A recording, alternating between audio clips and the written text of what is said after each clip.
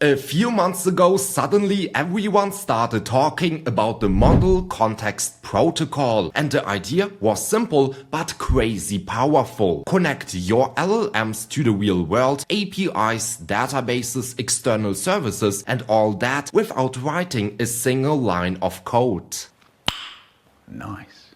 But then reality hit. Setting up your MCP servers turned out to be quite a big pain. You had to dig through random GitHub repos, figure out which ones were trusted, read confusing documentation, and then the worst, paste your API key in plain text. Yeah, not great. But recently I found something that completely changes the game. It's essentially a catalog of trusted MCP servers that lets you install and connect to them in literal seconds. And all of that in a secure, scalable and flexible way without touching a single line of code. So today we are going to break down what MCP actually is, what went wrong, and how this tool finally fixes everything. So let's go! Alright, so before we now get started by installing a few super cool MCP servers, like for example the one provided by Stripe, DuckDuckGo, GitHub and a few other ones which I won't leak right now, I want to first of all take a step back and give you a quick overview of the Model Context Protocol as a whole. And more importantly, I want to also show you the key problems in the current ecosystem. Because once you understand the current problems and challenges, the solution, which I will show you later on, won't just feel useful, but it will feel essential. So if you are already familiar with the Model Context Protocol and with that the ins and outs, then please skip forward a bit. But if you need a quick overview so that everything clicks into place right away, then don't worry, stick with me because I will break it down one more time for you. So how did we even get to this whole MCP saga? Well, it all started in 2022 when OpenAI released ChatGPT. You could say the initial version of generative AI. And how does ChatGPT work? Well, you have an input and output. As an example, how are you? And the output is, I'm doing great. Thanks for asking. So pretty much our input gets thrown into the LLM. The LLM takes the input, thinks about it, and then using its training data, it gives us an output, as you see right here. And this training data has a cutoff date. So for example, for GPT-5, I think it's October 2024, if I'm not mistaken, but every LLM has some sort of cutoff date. And this is all cool. I mean, we all loved the initial version of ChatGPT, but what is if you ask this LLM something from the present time, like, hey, what happened yesterday, or something like that, or what's the total revenue shown in my Stripe dashboard for the last 30 days? The LLM will say, hey, how should I know? I only have access to my training data, and this training data has a cutoff date. So how should I access data from yesterday, and how should I access data from your personal Stripe dashboard? And that's the reason why OpenAI released a few months later the concept of tool calling in ChatGPT itself. So now essentially the LLM has access to external services, and with that it can get data from other sources, not only its own training data. So let's look at this flow conceptually. In this case, the input is the same. Hey, give me the revenue from my Stripe dashboard for the last 30 days. The LLM will get the input, analyze it and say, I only have access to training data. But wait, I have access to tools. So I can call specific tools to get specific data. And these tools are grouped to a specific service. So in this case, as an example, Stripe, DuckDuckGo, and GitHub. So this LLM, so GPT-5 will now say, okay, the user wants to get revenue for the last 30 days. Do I have any tool which matches this description? Yes, this tool right here says I will get the revenue, so revenue for last 30 days. And essentially a tool is just an API wrapper. So as an example right here, Stripe has a few API endpoints, like as an example, retrieve a dispute, and our tool is a wrapper around this API to get the data. So the LLM will now call this tool. The tool will get the specific data using the underlying API call, and then it will provide this newly gained context to the LLM. The LLM now has the correct data. It will take the data, analyze everything, and then give us an output. Like for example, hey, your revenue shows $0. You are broke. I'm joking, by the way. So this is pretty much the second version of generative AI, if you want to call it like that. And this is quite powerful, but it has a few key problems. Like for example, every service has a different response structure. Like this, for example, is the response structure of Stripe. But DuckDuckGo will respond in a different way. And the same thing is also true for GitHub. And also, you maintain the wrapper code. So for example, if Stripe changes its API. So for example, the API endpoint changes or the return structure changes, so response structure, whatever, then you need to also update your wrapper code. Because again, essentially a tool is just wrapper code around a specific API endpoint. And you make this API endpoint available to the LLM by creating a wrapper that the LLM can understand and with that call. So as you already see right here, this is not scalable because you have to write a lot of code. But now you might say, hey Jan, I love writing code, I love maintaining code, so who cares? Okay, if you say so. But what is if you want to offer another LLM? So this is GPT-5, but now you want to offer another LLM to your customers, in this case Claude 4.5. And Claude 4.5 should have access to the same tools. This means to Stripe, to DuckDuckGo, to GitHub, etc. What do you do now? Well, you have to write the wrapper code again, pretty much the same code, but this time for this specific LLM. And this is fine for one LLM, this is fine for two LLMs, but now let's say you offer 30 LLMs with 1000 tools.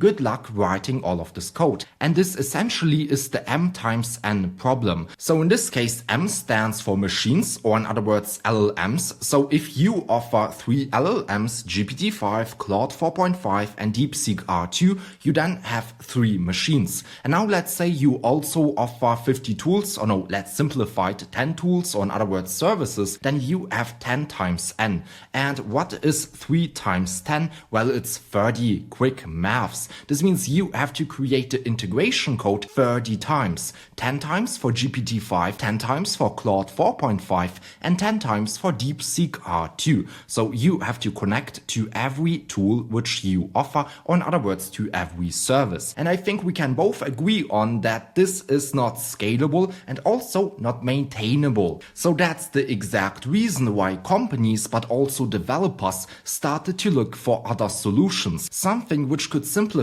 all of that, and something which would allow us to still connect to external tools, but without writing the integration code, without maintaining this whole integration code, something that is scalable and maintainable. And that's exactly why I want to now look at the Model Context Protocol. Ba-bam! So what even is the Model Context Protocol? Well, essentially it's like a connector, and it connects your LLM, your machine, to your services, to your tools, N. And the important thing is that the Model Context Protocol is like a unified language, if you want to call it like that. So you don't maintain any code, any integration code. Instead, you use an MCP client and an MCP server. This MCP server is provided by the service itself. So in this case, for example, Stripe. Stripe has a lot of tools like get revenue, create price, create product, retrieve dispute, whatever. There are a lot of tools. And these tools are all provided by Stripe with this MCP server. So with that, our LLM now gets access to all of the provided tools by one specific server, one specific MCP server for a specific service. And if the LLM needs access to some data, it will then call the specific tool, or in other words, it will give this instruction to the MCP server.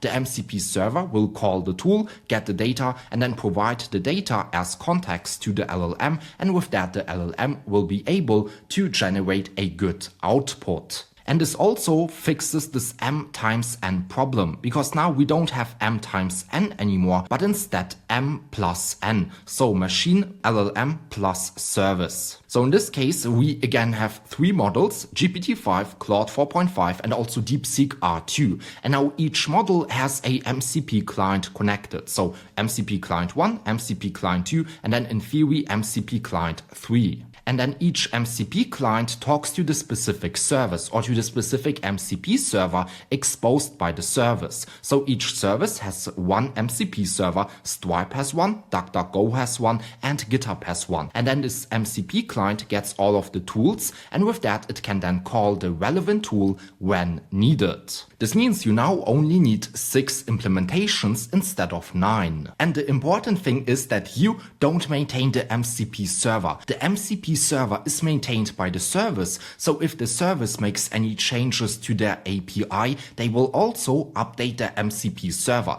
So all you have to do is literally install the MCP server and then connect to it using your MCP client. And the MCP client can literally be anything: Claude Desktop, Cursor, Windsurf, whatever you use. So now you might say, hey Jan, thank you for the quick overview, this all finally makes sense. But at the start you mentioned that the Model Context Protocol has problems. Well, not quite. Yes, the Model Context Protocol still has a few things that need to be figured out, but in general it's fine, it works great, and I don't really have any issues with the protocol itself, rather with the ecosystem. So right here I created a few points, or in general, right here I listed all of my problems. First of all, discovering the right official and or trustworthy tools is hard, because how do you currently find MCP servers? Well, in most cases you go to this repo, which is maintained by the Model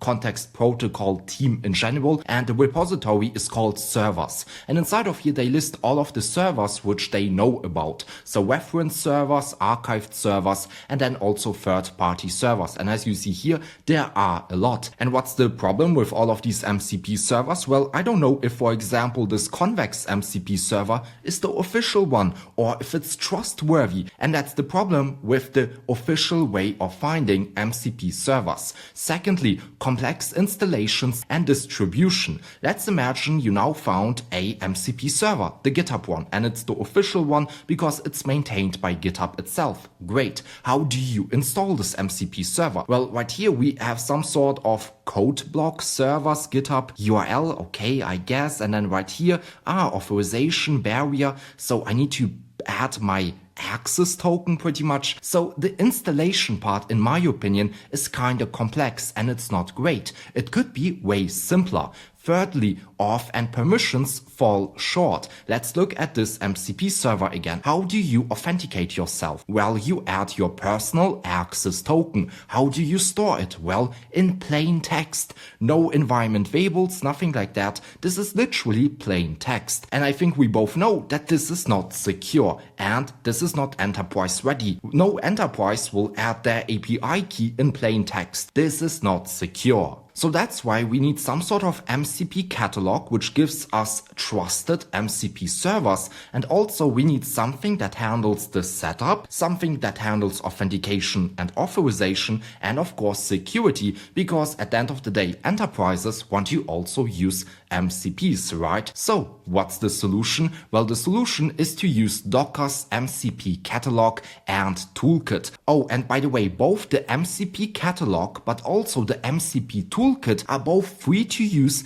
and don't require any info from you. But now you might ask me, hey Jan, but how does the MCP catalog and toolkit provided by Docker help us by fixing these ecosystem problems? Well, let's first of all look at the MCP catalog. It essentially is a catalog of MCP servers. As they say here, X is the largest library of containerized MCP servers, built by the community, powered by Docker. And right here you can literally find pretty much all of the trusted MCP servers. servers. So MCP servers by known publishers, as an example, Brave Search, Context 7 by Upstash, Elasticsearch, Docker Hub, GitHub Official, Neon, but you can also search MCP servers by name or use case. So as an example, I can search for Stripe right here, and it will give me instantly the official Stripe MCP server, which is trusted. So if I open it, you will see right here, first of all, it's verified with this blue check mark. I get an overview with all of the use cases,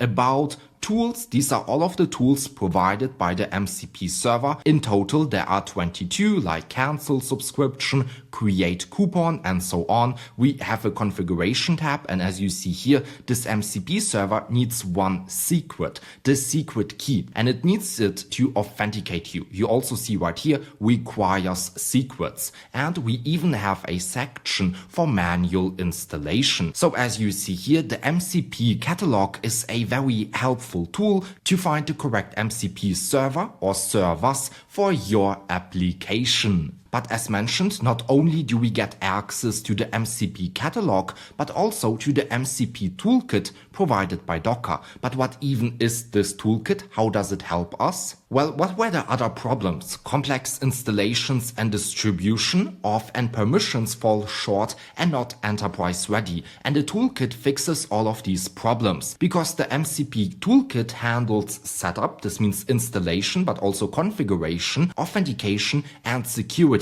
which is very important for enterprises because now you won't store your API key in plain text, but rather securely with Docker. So how can we now get started? Well, it's quite simple, by using Docker. So if you have Docker already installed, then great. But if not, then just go to the homepage. I will have all of the links down in the YouTube description. Click on download Docker Desktop and choose your operating machine. In my case, it's Apple Silicon, so I will select this option. Once installed, you will get greeted by the Docker Desktop application. So I already logged in, as you see here, and on the left you will now find a very important section called MCP Toolkit. It's currently in beta officially, but it works very well. If you don't see this button, then please click on this gear icon for the settings, click on beta features, and then enable Docker MCP Toolkit. In theory, this should be enabled by default, but if not, then please select it right here and also enable Docker AI. This also is quite powerful to test your MCP server configuration. And now let's click on MCP Toolkit. And what do we see here? Well, kinda nothing. And that's because no MCP servers have been installed yet, but we will change that. So here we again have the catalog. So you can access the catalog either in the Docker Desktop application or on the web using this website. So hub.docker.com/MCP. Again, all of the links are down in the YouTube description. So what MCP server should we install? Well, let's say for example Stripe. I like Stripe. So I can just click on Stripe itself. We again get this overview tab, all of the tools which the MCP server offers, the configuration needed, in this case the Stripe secret key. We also get the repository link. As you see here, the repo is right from Stripe itself. This shows us that this is completely safe to use, and it's also packaged by Docker itself, and it's a known publisher, which is very important. So I will click on add MCP server, and it has been successfully added. So if I go back to my servers, I now have a new server, the Stripe server. Let's continue with the catalog. What else do we have right here? So right here we have Slack, Playwright. You know what? We can also filter everything. So I will sort the list by popularity, and let's see what we have right here. Postgres, Context 7, DuckDuckGo. So this is the web browser. Let's open it quickly. So what can we do right here? Fetch, content, and search. Yeah, that's quite powerful. So let's add this MCP server. What else should we install? Let's also install this YouTube transcripts MCP server. So this retrieves transcripts for given YouTube video URLs. So I will add the MCP server, and as you see here, no configuration is needed. So in this case, only the Stripe MCP server needs configuration. This means you need to add your Stripe secret key. And as you see here, I don't see my Stripe secret key because it's all managed by Docker. So let's install one more MCP server, and that's GitHub, because in my opinion it's literally the best one out on the market. So in this case I will install the GitHub archived MCP server because the official MCP server did not work for me very well. The archived one works better, and as you see here, we need to configure this MCP server by adding the GitHub personal access token. So I will save my token, and with that I now configured this MCP server. So with that I now installed 4 MCP servers without ever opening any GitHub repo or anything like that. All of these MCP servers are safe to use and trusted, and are also now configured securely. We don't save any secret keys in some sort of random text file, but instead they are securely stored in Docker Desktop. And now we can also right away test out our MCP servers. So right here there is a section called Clients, and as you see here, the toolkit, the MCP Toolkit, offers already a lot of pre-configured MCP clients like Claude Desktop, Codex, Continue.dev, Cursor, and so on. And here's the best part. It's already automatically connected to Gordon. Gordon is the MCP client provided by Docker. So right here on the left you will find a button called Ask Gordon, and we can test it out right away. Gordon has been created specifically for Docker to answer Docker questions like what is the MCP toolkit, but you can also use it to test out your MCP servers which you installed and configured. So as you see here, there is a button called Toolbox, and I set the MCP toolkit to true. And with that we can now test out our MCP servers. So for example, recently I watched this video introducing Docker Model Runner, and you know what, I kinda already forgot about what this video was, but as you all know, we installed a MCP server which is YouTube transcripts, and this MCP server can help us to summarize videos. So I will copy the URL of this video, and inside of here I will say, please summarize this video and let me know what the Model Runner is. And with that, Gordon is now working on my input, on my request. It's calling a tool called Get Video Info. This is the tool provided by the MCP server. It's sending the tool call result to Gordon. Now it's calling a second tool, Get Transcript. And as you see here, it summarized the video. What is Docker Model Runner? Well, it allows developers to run LLMs locally inside of Docker Desktop. Wow, this is super cool. So I don't need to install some sort of client, Claude Desktop or Cursor. I can do everything inside of Docker Desktop. And to be honest with you, I'm not quite sure what model Gordon uses in the background, but I would assume that this is probably Gemini 2.5 Flash or something in that range. And by the way, I also think a lot of people probably wonder how everything works in the background, because I think we all know Docker is quite well known for containers and Dockerization and stuff like that. But how does the MCP toolkit in general work in Docker? Well, it's actually kinda powerful. So when a client, like for example Gordon, sends a request to use some specific tool, like Get Video Info, then Docker spins up a container to perform the action, or in other words, to call the tool. And then once the action is done, the container shuts down. And this means that your computer in general always stays fast. If something is being used right now, memory is used. But once the tool call is finished, the Docker container shuts down, which also means more resources are open again for you. And since we now know how everything works, we can also finally connect to our MCP servers by using our own clients. So as you all know, Docker, or the MCP toolkit, provides a lot of pre-configured MCP clients. And by the way, you can also connect your own MCP client. But let's look at the pre-configured MCP clients. Claude Code, Claude Desktop, Codex, Cursor, Gemini CLI, Ask Gordon, as already mentioned, and a lot of other MCP clients. But in this case, let's connect to Claude Desktop, and let's also connect cursor. And as you see here, I literally just connected my MCP clients with one click of a button. So client connected to MCP Toolkit. To continue, restart the client. And that's exactly what I will do. So I installed Claude Desktop. And by the way, I'm on the free tier, so I don't pay for Claude. And if I now click on this button, Search and Tools, you will see something interesting.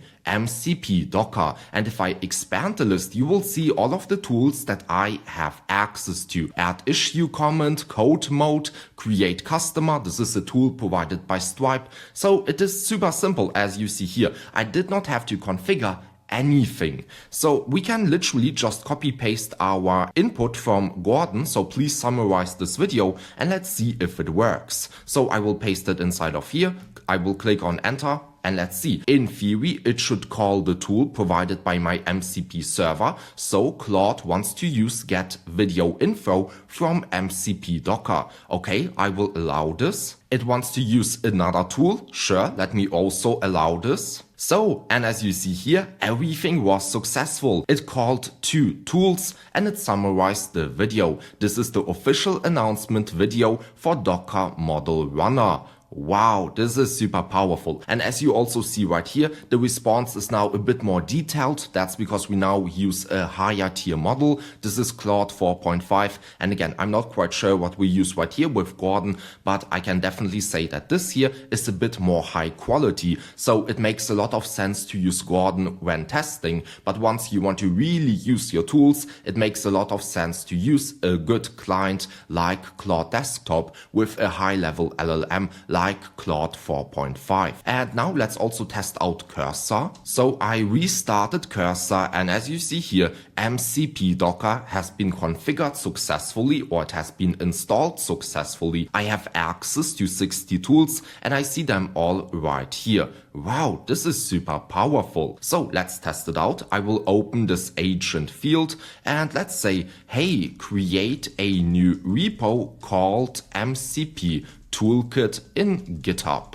So in theory, it should call the tool provided by the GitHub MCP server because I installed it and configured it. Here my model is now thinking, so GPT-5, and yes, it called the tool successfully. So the repository has been created, it's private, and I guess let's verify it. And yes, the repo has been created, MCP Toolkit, and it's private. So I think we can both agree on that the MCP Toolkit is definitely a game changer. No configuration is needed anymore. Literally, we just have to select a few MCP servers that we want to use, connect our client, we can choose from the list or connect our own, and that's it. With that, we have set up MCP servers and connected to them with literally just a few button clicks, which is very powerful and something that was before not possible. And again, let me reiterate the security aspect. We don't store secrets in plain text anymore. Everything is managed by Docker securely. And here's something that I haven't seen anywhere before,